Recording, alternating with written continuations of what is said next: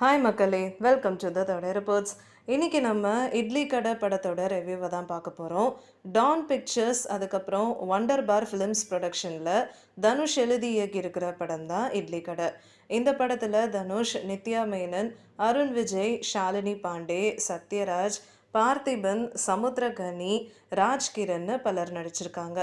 இந்த படம் இன்னைக்கு ரிலீஸ் ஆகி வெற்றிகரமாக தியேட்டரில் ஓடிட்டுருக்கு. இந்த படத்தோட கதை என்னன்னு பார்க்கறதுக்கு முன்னாடி சில இன்ட்ரெஸ்டிங்கான விஷயங்களை பார்க்கலாம் வாங்க. அருண் விஜய் தான் இந்த படத்துக்கு வில்லன்னு உங்கள் எல்லாருக்கும் தெரியும்.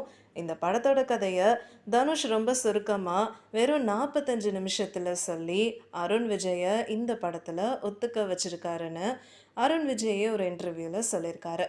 அது மட்டும் இல்லை, இவரோட கரியர்லேயே இந்த படத்தில் தான் இவர் ரொம்ப அதிகமான சேலரி வாங்குறாருன்னு சோர்ஸஸும் சொல்லுது.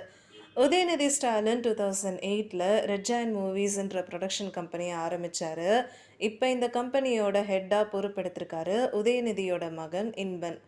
இவர் ஹேண்டில் பண்ணுற முதல் படமும் இதுதான். தனுஷோட டைரக்ஷனில் இது 4வது படம். இருந்தாலும் அவரே டைரக்ட் பண்ணி நடிக்கிறதுல இது 2வது படம்னு சொல்லலாம்.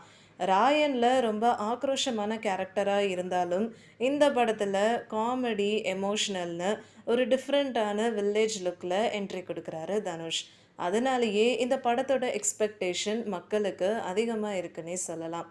இந்த படம் தெலுங்குலையும் இன்னைக்கு தான் ரிலீஸ் ஆயிருக்கு.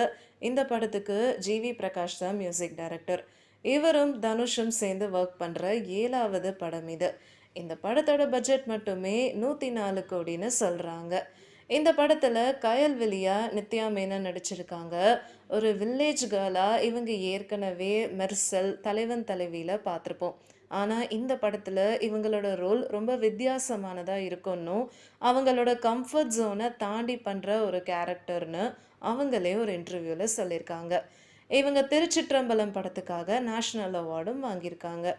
முதல்ல இந்த படம் ஏப்ரல் 10th அன்னைக்கு தான் ரிலீஸ் ஆகிறதா இருந்தது. ஆனால் ஷூட்டிங் முடியாதனால இந்த படத்தோட ரிலீஸ் டேட்டை அக்டோபர் 1ன்னு அனௌன்ஸ்மெண்ட் பண்ணியிருந்தாங்க.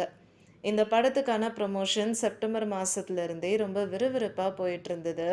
செப்டம்பர் 24 அப்புறம் 25 தான் இந்த படத்தோட ப்ரீ ரிலீஸ் ஈவெண்ட்டை மதுரையிலையும் திருச்சியிலையும் நடத்தினாங்க. இந்த படத்தோட சாங்ஸ் எல்லாமே கம்ப்ளீட்டாக 25ஆம் தேதி ரிலீஸ் பண்ணியிருந்தாங்க. எல்லா சாங்ஸுமே செம ஹிட்டுன்னு தான் சொல்லணும். ஸோ வாங்க இந்த படத்தோட கதை என்னன்னு பார்க்கலாம். முருகனா நடிச்சிருக்க தனுஷ், சிவனேசனா நடிச்சிருக்க ராஜ்கிரனோட பையனாக இருக்கார். சிவனேசன் அவர் இருக்கிற ஒரு ஊரில் ஒரு இட்லி கடையை வச்சு நடத்துகிறாரு. முருகன் ஹோட்டல் மேனேஜ்மெண்ட் படிச்சிருப்பார். முருகனுக்கு இந்த இட்லி கடையை விற்றுட்டு ஒரு பெரிய ஃப்ரான்ச்சைஸ் மாதிரி மாற்றணுன்ற ஆசைப்படுறாரு. ஆனால் இதுக்கு சிவனேசன் ஒத்துக்க மாட்டார். தன்னோட அப்பாவோட எதிர்ப்பையும் மீறி வெளிநாட்டுக்கு போகிறாரு முருகன். அப்போ தான் விஷ்ணுவர்தனா நடிச்சிருக்க சத்யராஜ் நடத்துகிற ஒரு மிகப்பெரிய ஹோட்டலில் வேலை செய்ய ஆரம்பிக்கிறாரு. அப்புறம் ஒரு நல்ல பொசிஷனுக்கும் வந்துடுறாரு. முருகனோட சின்சியாரிட்டியும் ஹார்ட் ஒர்க்கும் விஷ்ணுவர்தனுக்கு ரொம்பவே பிடிச்சி போயிடுது. இதனால தன்னோட பொண்ணு மீராவா நடிச்சிருக்க ஷாலினி பாண்டேவை கல்யாணம் பண்ணி வைக்கணும்னு ஆசைப்படுறாரு. ஒரு வழியா இவங்க 2 பேருக்கும் என்கேஜ்மெண்ட் நடந்து முடிஞ்சிடுது. சரியா இவங்க 2 பேரோட மேரேஜ் டைம் பக்கத்தில் வரும்போது தான் சிவனேசன் தவறிட்டாருன்ற செய்தி முருகனுக்கு தெரிய வருது. அதனால உடனே ஊருக்கு திரும்ப வராரு. அப்பா விட்டுட்டு போன அந்த கடையை மறுபடியும் புதுசாக்கி கடையை நடத்த ஆரம்பிக்கிறாரு. ஆனால் இவர் திரும்பி வெளிநாட்டுக்கு போகவே இல்லை. இதனால் விஷ்ணுவர்தனோட பையன் அஸ்வினா நடிச்சிருக்க அருண் விஜய் தேடி வராரு. இதனால இவங்க 2 பேருக்குமே சண்டை வருது. முருகன் எதுக்காக வெளிநாட்டுக்கு போகாமல் அப்பாவோட கடையை நடத்துகிறாரு, இவர் எப்படி கயல்விழியை சந்திக்கிறாருன்ற கேள்விகளுக்கு பதிலாக இருக்குது இந்த திரைப்படம். படத்தோட ஓப்பனிங்லேருந்து எண்டிங் வரைக்கும் ஒரு எமோஷ்னல் டச் இருந்துகிட்டே இருக்கும்னு சொல்லலாம். ஆரம்பத்தில் தனுஷோட கேரக்டர் ரொம்ப ஸ்ட்ரெயிட் ஃபார்வர்டாக இருக்கும். இவர் அப்ராடில் செட்டில் ஆகிறதா இருக்கட்டும், அங்கே வேலை செய்கிறது, அப்புறம் என்கேஜ்மெண்ட்டுன்னு ரொம்ப இன்ட்ரெஸ்டிங்காக போயிட்டுருக்கும். ஒரு சிம்பிளான ஸ்டோரி லைன் தான், ஆனால் அது எடுத்துகிட்டு வந்த விதம் தான் அழகு. எப்பவும் போல் இந்த படத்தில் ஒரு நீட்டான பெர்ஃபார்மன்ஸை கொடுத்துருக்காரு தனுஷ். கயல்விழியாக வர நித்யா மேனனும் சூப்பர்பாக பண்ணியிருக்காங்க. திருச்சிற்றம்பலம் படத்துக்கு அப்புறம் இந்த ஜோடி மறுபடியும் இந்த படத்தில் ஒன்றா சேர்ந்துருக்காங்க. அருண் விஜயும் சமுத்திரகனியும் தான் இந்த படத்தில் வில்லனாக நடிச்சிருக்காங்க. ஒரு பக்கம் அருண் விஜய் ஈகோனால தனுஷ்கிட்ட கிளாஷ் ஆகுறதும் சரி, இன்னொரு பக்கம் ஊர்ல இருந்துக்கிட்டு சமுத்திரக்கனி தனுஷ்க்கு எல்லா தொல்லையும் கொடுத்துட்டு இருப்பாரு. அந்த வகையில இவங்க 2 பேருமே வேற லெவல்னு தான் சொல்லணும். ராஜ்கிரண் தனுஷோட அப்பாவா நடிச்சிருக்காரு. இவரோட நடிப்பும் சூப்பரா இருந்தது.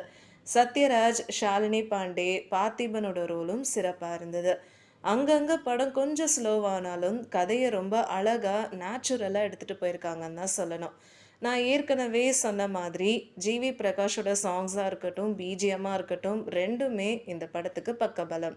சினிமாட்டோகிராஃபர் கிரண் கௌஷிக் கிராமத்தோட அழகு, வெளிநாட்டோட சீனரின்னு விஷுவல்ஸ் எல்லாமே ரொம்ப கலர்ஃபுல்லாக எடுத்திருக்காரு. எடிட்டிங்கும் இந்த படத்துக்கு பக்காவாக அமைஞ்சிருக்கு. மொத்தத்தில் ஃபேமிலி சென்டிமெண்ட், லவ், வில்லனிசம்னு எல்லாமே அட்டகாசமாக இருக்கிற படம் தான் இது. ஸோ மறக்காமல் இந்த லீவில் உங்கள் ஃபேமிலி அண்ட் ஃப்ரெண்ட்ஸோடு சேர்ந்து இந்த படத்தை தேட்டரில் பார்க்குறதுக்கு மிஸ் பண்ணிடாதீங்க. உங்களுக்கு இந்த வீடியோ பிடிச்சிருந்ததுன்னா லைக் பண்ணுங்கள், ஷேர் பண்ணுங்கள், சப்ஸ்கிரைப் பண்ணுங்கள் அண்ட் மறக்காமல் கமெண்ட் பண்ணுங்கள்.